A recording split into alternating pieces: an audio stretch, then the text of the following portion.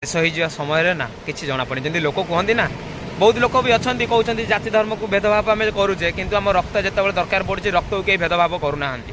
କେବଳ ରକ୍ତ ଦରକାର ନା ବଞ୍ଚିବା ପାଇଁ, ତ ରକ୍ତ ହିଁ ନିହାତି ଜରୁରୀ ଦରକାର। ସେଥିଲାଗି ଲୋକ ଚାହୁଁନାହାନ୍ତି କି ସେଥିରେ ଭେଦଭାବ ଆସୁ। ସବୁ ଲୋକଙ୍କର ରକ୍ତ ନିଆଯାଉଛି, ସମସ୍ତଙ୍କୁ ଦିଆଯାଉଛି, ସେଥିରେ କିଛି ଜାତି ଭେଦ କିଛି କିଛି ଦେଖାଯିବା ନାହିଁ। କେବଳ ଯେତେବେଳେ ବିବାହିତ ହୁଏ କେବଳ ମନ୍ଦିରକୁ ନେଇକି ଏଇ ସବୁକୁ ନେଇକି ଲୋକମାନେ ଭେଦଭାବ କରନ୍ତି। କହିବେ ଆମ ଜଗନ୍ନାଥ ମନ୍ଦିରକୁ ତମେମାନେ ପଶିପାରିବ ନାହିଁ, ଆଉ ମୁସଲିମ ଧର୍ମ ଲୋକମାନେ ପଶିପାରିବନି, ମୁସଲିମ ଧର୍ମ ଲୋକ ହିନ୍ଦୁ ଧର୍ମ ଲୋକ କେହି ବି ପଶିପାରିବେନି। ମୁସଲିମ ଧର୍ମ ଲୋକ ତାଙ୍କ ଚର୍ଚ୍ଚକୁ ସମସ୍ତେ ଯାଆନ୍ତି, ହିନ୍ଦୁ ହଉ ମୁସଲିମ ହଉ ସମସ୍ତେ ଚର୍ଚ୍ଚକୁ ଯାଆନ୍ତି, କାହିଁକିନା ସବୁ ବିଶ୍ୱାସ କରନ୍ତି। ଗୋଟେ ଜିନିଷ ଦେଖନ୍ତୁ, ଆପଣମାନେ ପ୍ରେମ କରୁଛନ୍ତି, ଯେତେବେଳେ ପ୍ରଭୁଙ୍କୁ ପ୍ରେମ କରନ୍ତି ପ୍ରଭୁ କେତେବେଳେ ବି ତମକୁ ନିରାଶ କରିବେନି। ପ୍ରତ୍ୟେକ ଯାହା ବି ମାଗିବ ସବୁକୁ ମିଳିବ। ଭୁଲ କରୁଛେ ଗୋଟେ ଜିନିଷ, ଆମେ ଯଦି ପ୍ରଭୁଙ୍କୁ ବିଶ୍ୱାସ କରୁଛେ ତାହେଲେ ଏତେ ପାପ କାହିଁ କରୁଛେ? ଗୋଟେ ଜିନିଷ ହେଉଛି ଅପବିତ୍ର ହେଉଛେ, ତା ପରିବାର ଉପରେ ଖରାପ ଦୃଷ୍ଟି ପକାଉଛେ। ଆମେ ବିବାହିତ ହେଇକି ମଧ୍ୟ ତା ଝିଅଙ୍କ ଉପରେ ତା ବୋହୂଙ୍କ ଉପରେ ନଜର ପକାଉଛେ। ଝିଅ କ'ଣ ପୁଅ କ'ଣ ଏଠି ସମସ୍ତେ ଖରାପ ହେଇଗଲେଣି। ଏମିତିଆ ଜଗତରେ ବଞ୍ଚିବା ଅପେକ୍ଷା ମରିଯାଟା ବହୁତ ଭଲ ବୋଲି ମୁଁ ଭାବୁଛି। କିନ୍ତୁ ଏତିକି କହିବି ପ୍ରଭୁଙ୍କୁ, ଯେତେବେଳେ ପ୍ରଭୁ ଆସିଛନ୍ତି ଏ ଜଗତକୁ ବିନାଶ କରିବା ଲାଗି ଓ ତାଣ୍ଡବ ରଚୁଛନ୍ତି, ଆହୁରି ଭୟଙ୍କର ହେବ। କିଛି ରହିବନି, ସବୁ ଲୋପ ପାଇଯିବ।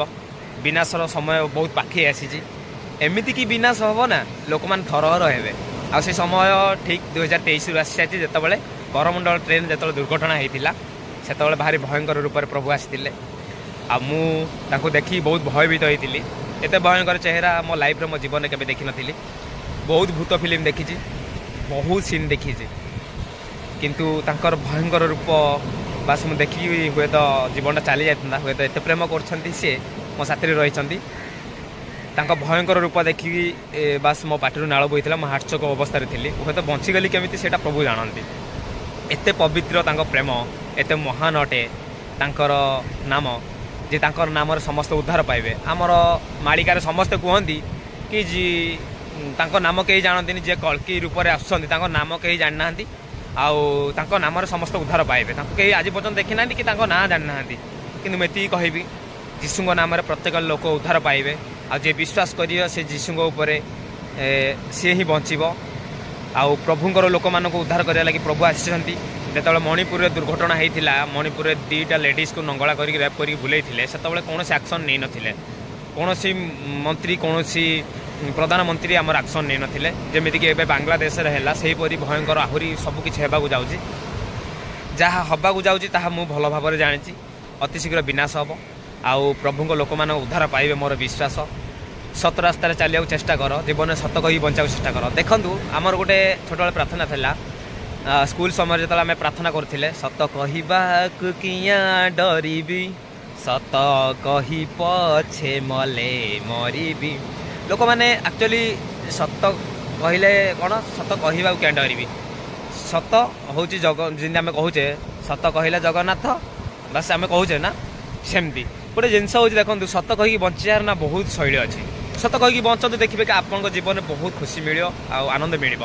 ଯେତେବେଳେ ଆପଣ ମିଛ କୁହନ୍ତି, ବେଳେବେଳେ ମିଛ କହିଦେଇକି ଘରେ ଆସିକି ଭାବୁଥିବେ ମୁଁ ଏଇଟା ଭୁଲ କରିଦେଲି, ମିଛ କହିଦେଲି, ମୁଣ୍ଡର ଟେନସନ୍ ଟିକେ ରହିବ। କିନ୍ତୁ ସତ କହିକି ଦେଖନ୍ତୁ, ଲାଇଫ୍ରେ କେବେ ବି ଟେନସନ୍ ନଥିବ। ବଞ୍ଚିଲା ପର୍ଯ୍ୟନ୍ତ ସତ କହିବାକୁ କିଆଁ ଡରିବି, ମିଛ କହି ପଛେ ମଲେ ମରିବି। ସତ କହିବାକୁ ଡରିବ ନାହିଁ, ଆଉ ମିଛକୁ ସବୁବେଳେ ଆଭଏଡ୍ କର, ଘୃଣା କର। ଯେଉଁ ଜିନିଷକୁ ଘୃଣା କରିବା କଥା ଘୃଣା କର, ମଣିଷକୁ ଏଠି ଘୃଣା କରନି।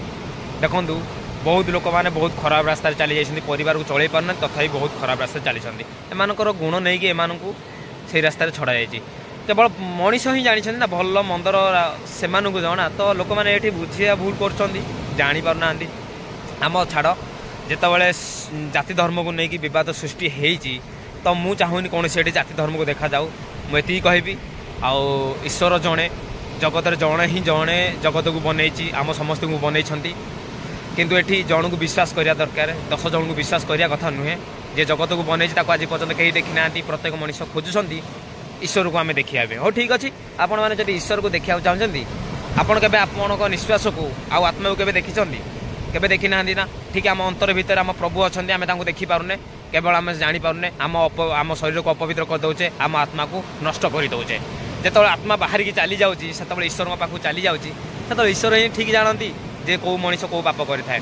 समय आसिले सबकिछि देखाଯିब बहुत किसी देखा भयंकर रूप में भयंकर चेहरा से जो आसछंती तांको चेहरा को जी भी देखिबो भयंकर रूप से चली जीवो मु जानी आ कलिजुग शेष समय बाइबल रे गोटे जिनस लेखा थिला मु ताकू पढ़िली आ मालिकार भी किसी अच्छी जोटा कि सेटा पूरा मिक्स आसूची मुझे भावुची जे मालिकार जहाँ अच्छी अचानक सब बदलिबो ए अचानक हेबार सीन ही बाइबल खुद अच्छी माने जहाँ हम सब अचानक हम माने प्रभुंर नीला जे कृप कहीं देखिपारे आ अति भयंकर रूप से चलो कहीं ना कलिजुग शेष आम छोट बड़ी शुणी आसलु कलिजुग शेष हो कलिजुग शेष हम यहाँ तो निहत भाव में कलिजुग शेष होगा अच्छी आउ हुए तो आउ 2-3 वर्ष भितर सबकि शेष हो देखुए जो भाया युद्ध चली जो भाया लोक मैंने मरुंट आहुरी बहुत महामारी अच्छी जोटा कि बाहर समय आसीगला लोक मान पूरा घाइला कर बहुत लोक मरवे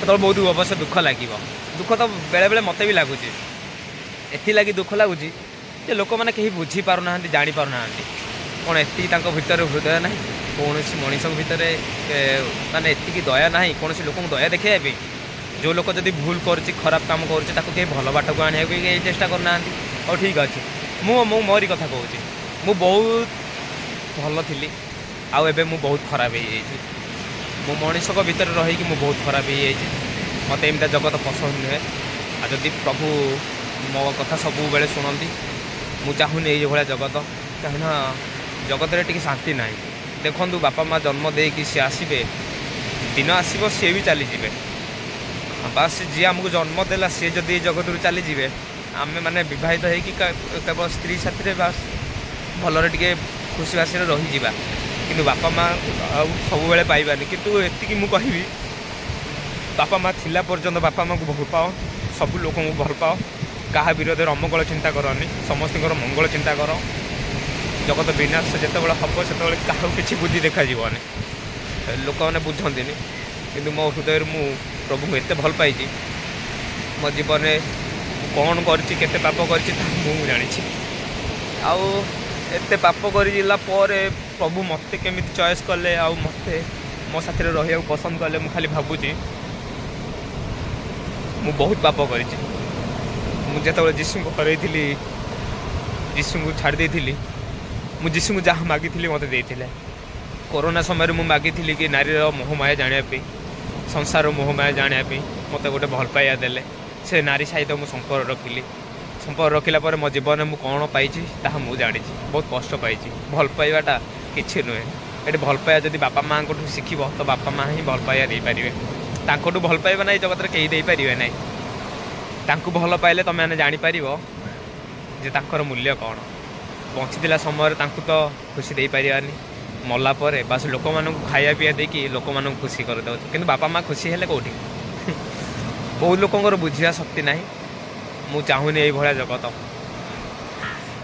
मु आउ गोटे भिडियो किसी कहबी कहीं हुए तो हृदय भितर कष्ट ये जंत्रणा को सहीबार केवल लोक पाखे अच्छी आ बहुत लोक कांदती निशा खाईदे भी कांदती कष्ट पाती कहते एमती होगला सेमती होगला झील धक्का देदेला घर लोक असुविधा करदे यहाँ भूल आपणकर चिंताधारा आपण भर अच्छी आम भाग्य आम हाथ में आम जहाँ कहवा आम जमी चलैबा आम भाग्य आम निजे आम चलवा कि लोक मान बुझिया चिंताधारा भूल हेतु लोक मैंने आगू जापार ना आगामी अध्याय आहरी किसी कहबी मो हृदय एति नमस्कार।